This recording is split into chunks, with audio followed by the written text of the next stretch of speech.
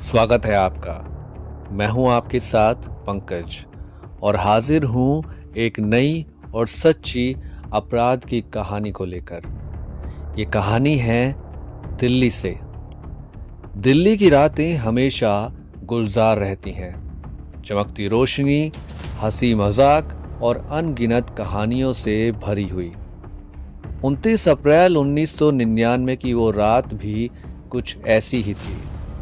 दिल्ली के मेहरौली इलाके में स्थित बीना रमानी के टेमेरेंट कोर्ट रेस्टोरेंट में एक पार्टी पूरे शबाब पर थी।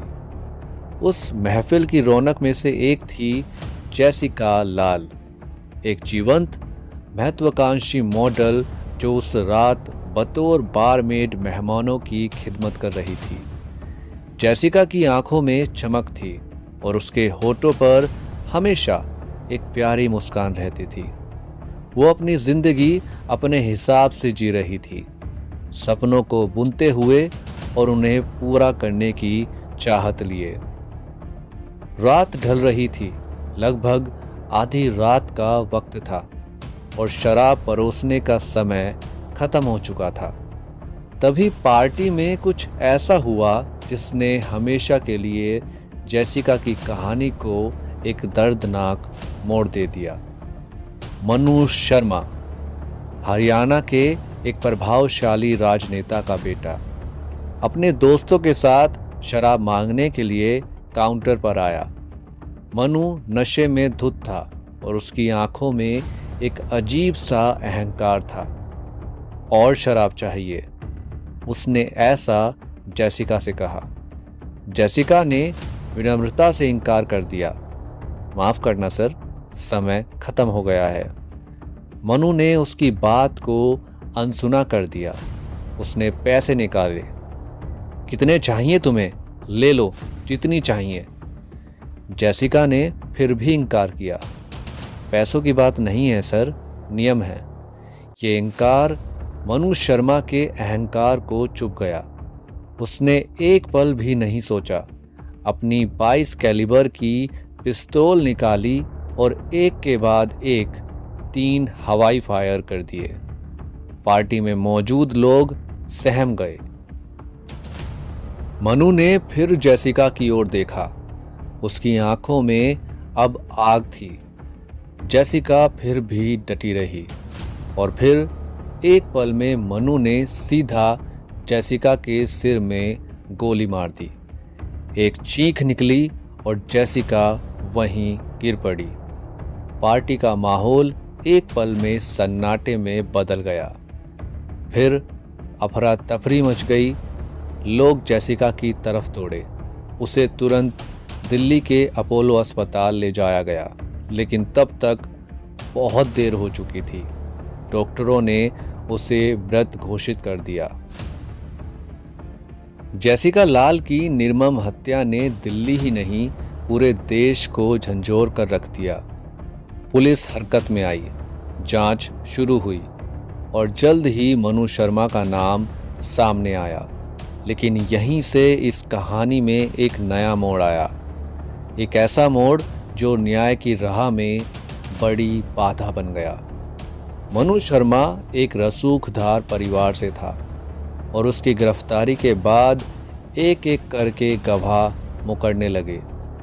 जो लोग उस रात पार्टी में मौजूद थे, जिन्होंने अपनी आंखों से ये सब देखा था, वो डर या प्रलोभन के कारण अपने बयानों से पलट गए। पुलिस पर भी दबाव था और केस कमजोर पड़ता जा रहा था। कई साल बीत गए और आखिरकार 21 फरवरी 2006 को पटियाला हाउस कोर्ट का फैसला आया। जज ने मनु शर्मा सहित सभी 9 आरोपियों को बरी कर दिया। ये फैसला एक बम की तरह फूटा। नो वन किल्ड जेसिका का नारा हर तरफ गूंजने लगा। देश की जनता स्तब्ध थी। कैसे कोई इतने सारे प्रत्यक्षदर्शियों के सामने हत्या कर सकता है और फिर भी बरी हो सकता है? ये सवाल हर किसी के मन में था। सोशल मीडिया उस समय उतना प्रचलित नहीं था, लेकिन प्रिंट और इलेक्ट्रॉनिक मीडिया ने इस मामले को जोर शोर से उठाया। पूरे देश में, खासकर दिल्ली में, सड़कों पर मोमबत्ती मार्च निकाले गए। लोग न्याय के लिए सड़कों पर उतर गए। ये सिर्फ एक कानूनी फैसला नहीं था, ये न्याय की अवधारणा पर एक सीधा प्रहार था। क्या पैसा और ताकत हमेशा कानून से ऊपर रहेंगे? क्या एक आम इंसान कभी न्याय की उम्मीद नहीं कर सकता? ये वो सवाल थे जो उस वक्त हर भारतीय के मन में गूंज रहे थे। अब कहानी एक ऐसे मोड़ पर आ चुकी थी जहां न्याय की लड़ाई सिर्फ कोर्ट रूम तक सीमित नहीं थी, बल्कि ये आम लोगों की आवाज़ बन चुकी थी। जनता के भारी दबाव और मीडिया की अथक कवरेज के कारण अभियोजन पक्ष ने दिल्ली उच्च न्यायालय में इस फैसले के खिलाफ अपील दायर की। उच्च न्यायालय ने इस मामले की गंभीरता को समझा और एक फास्ट ट्रैक सुनवाई शुरू की। ये एक बड़ा कदम था, क्योंकि न्याय की धीमी गति अक्सर ऐसे मामलों में बाधा बनती है। उच्च न्यायालय में नए सिरे से गवाहों को बुलाया गया। इस बार माहौल अलग था। जनता की नजरें उन पर थी। कुछ गवाहों को पुलिस सुरक्षा भी दी गई ताकि वो बिना किसी डर के सच बोल सकें। मीडिया ने एक बार फिर सक्रिय भूमिका निभाई, हर सुनवाई को कवर किया और जनता की राय को जगाए रखा। लगभग 25 दिनों तक चली गहन सुनवाई के बाद 18 दिसंबर 2006 को दिल्ली उच्च न्यायालय का ऐतिहासिक फैसला आया। कोर्ट ने मनु शर्मा को जेसिका लाल की हत्या का दोषी ठहराया। ये फैसला पूरे देश के लिए एक बड़ी राहत थी। न्याय की जीत हुई थी। 20 दिसंबर 2006 को मनु शर्मा को आजीवन कारावास की सजा सुनाई गई। जनता ने इस फैसले का स्वागत किया, ये मानकर कि आखिरकार जेसिका को न्याय मिल गया है। लेकिन कहानी अभी खत्म नहीं हुई थी। मनु शर्मा ने उच्च न्यायालय के फैसले को सुप्रीम कोर्ट में चुनौती दी। न्याय की अंतिम लड़ाई अभी बाकी थी। साल 2010 आया और 19 अप्रैल 2010 को सुप्रीम कोर्ट ने भी दिल्ली उच्च न्यायालय के फैसले को बरकरार रखा और मनु शर्मा की उम्र कैद की सज़ा पर मुहर लगा दी। ये न्याय की अंतिम मोहर थी। ऐसे लगा जेसिका को अंततः शांति मिल गई होगी। कई साल बीत गए।